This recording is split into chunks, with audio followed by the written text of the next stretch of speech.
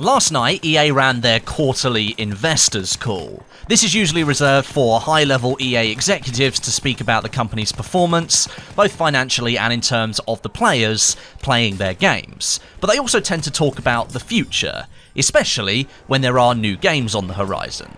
The next Battlefield game was mentioned by EA CEO Andrew Wilson and the CFO Blake Jorgensen in different ways, and what they said is extremely telling about the direction of the next Battlefield game.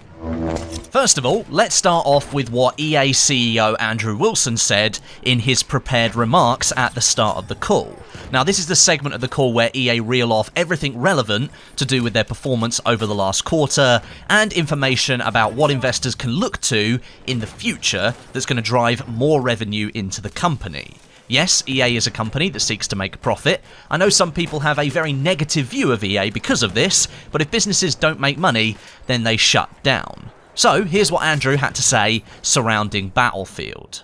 With our next Battlefield game, the team at DICE is bringing the intensity of combat to life in new and unexpected ways. Every battle is unique, and every mode brings its own challenges.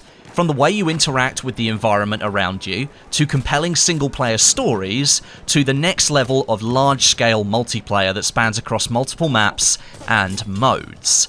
This will be a deep and fully featured shooter and ongoing service that will evolve with major new experiences for our community, beginning right from launch.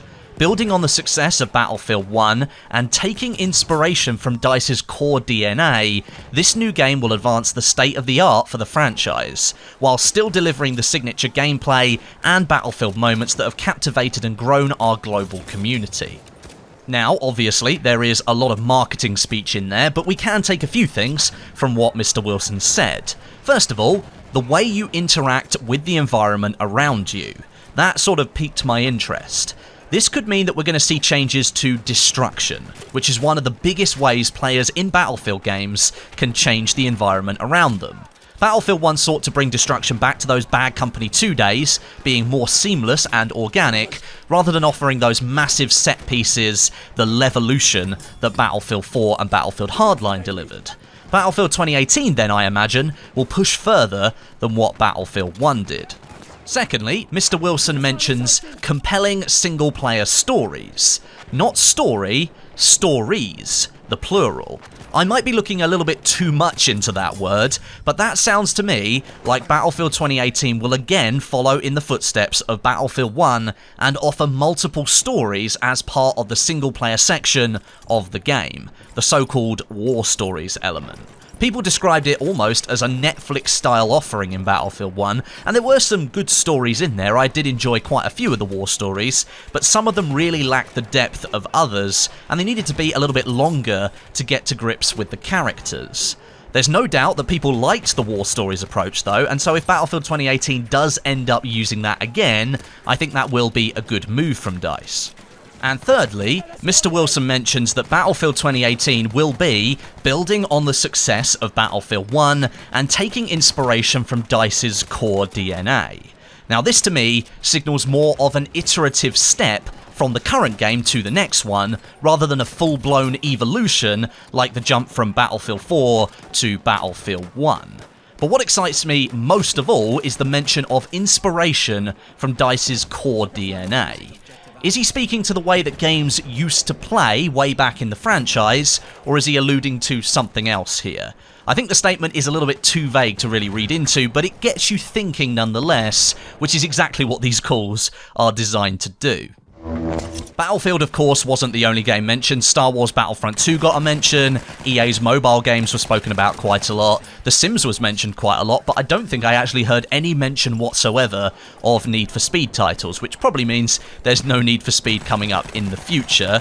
But after that, it switches over to Blake Jorgensen. He talks about all the financial results for the latest quarter, and then the floor opens up into this Q&A segment of the call, where investors can dial in and ask questions directly to the EA executives about issues they want more information on, or pretty much anything really. They kind of end the call in this sort of free-for-all where anybody can talk about what the hell they want to talk about. It's the more relaxed segment of the call, and all that corporate jargon that goes on in the first half an hour, that pretty much takes a back seat, and you often learn more here than what you do at the start of the call. And in my opinion, we really did learn more this time. I've listened to the entire call again this morning just to make sure I heard this correctly, and I did. Here's what Andrew Wilson had to say when questioned about Battlefield 2018's multiplayer and how it might be different to the previous game. You should imagine that all the things that a Battlefield fan would expect out of a multiplayer game from DICE in the Battlefield universe will be there, while additional innovations in how we're thinking about the future of multiplayer in first-person shooters will also be there, both at launch and over time as part of a live service. That right there is an extremely telling mention from the CEO of EA.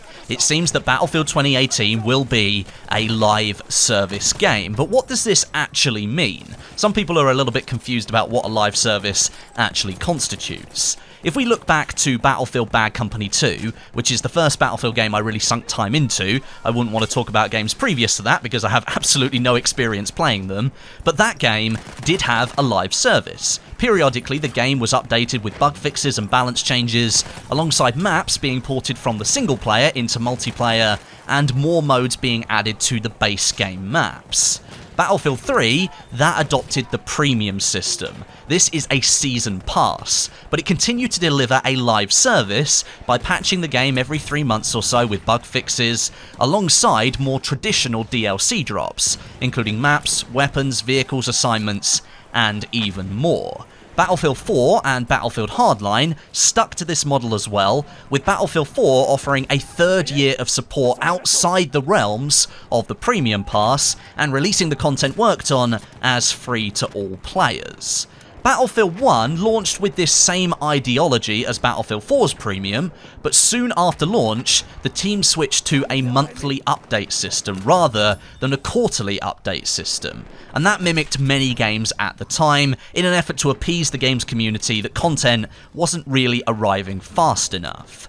So all of these games have a live service element, but I think only Battlefield 1 really embodies what players perceive to be a live service today. More frequent updates delivering content on a regular basis, whilst also fixing bugs and addressing balancing. With EA stating that Battlefield 2018 will be supported by a live service from the moment the game launches, that to me says the premium model that was present for Battlefield 1, Battlefield 4, Hardline, and Battlefield 3 is gone. Premium content for Battlefield 3 didn't kick in until June 2012. That's 8 months post-launch, although there was a free DLC that launched at the end of 2011. Battlefield 4 and Hardline, they released DLCs much sooner than that, only a few months after launch, and Battlefield 1, we waited 6 months for the first DLC. A live service model in 2018 suggests that the game is going to be updated and bolstered from the get-go, which is great news for us Battlefield players. It may also mean that the community-splitting DLC model has been removed in favour of cosmetic microtransactions, the route that every other major game appears to be going with as well, and that could be even better for the franchise. If the community is kept together, with maps, weapons, vehicles, and every single update coming for free, and optional microtransactions driving the revenue and keeping the game healthy, then I think that's a really good move from DICE and EA.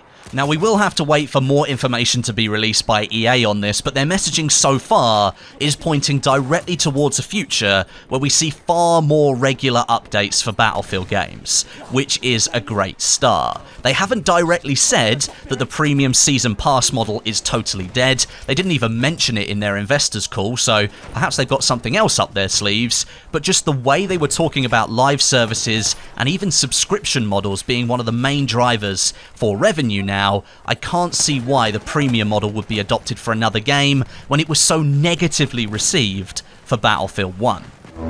So the investors call didn't go into a huge amount of detail, but it did give us some more tidbits about what we can expect for Battlefield 2018. We're just a month away now from EA Play. That's happening at the start of June, and considering we haven't heard anything regarding a Battlefield reveal event so far, or even a teaser trailer, it may well be that we're waiting for EA Play for that official reveal. But thank you very much for watching today. Leave your thoughts down below, I'm sure you've got plenty of them based on what I've told you today. Subscribe for more content like this, and then click the notification bell to turn on notifications so you don't miss any of my future videos on Battlefield 1 and the last month's worth of support and Battlefield 2018 moving into the future. But until next time, my name is Westie, and I'll catch you guys in the next video.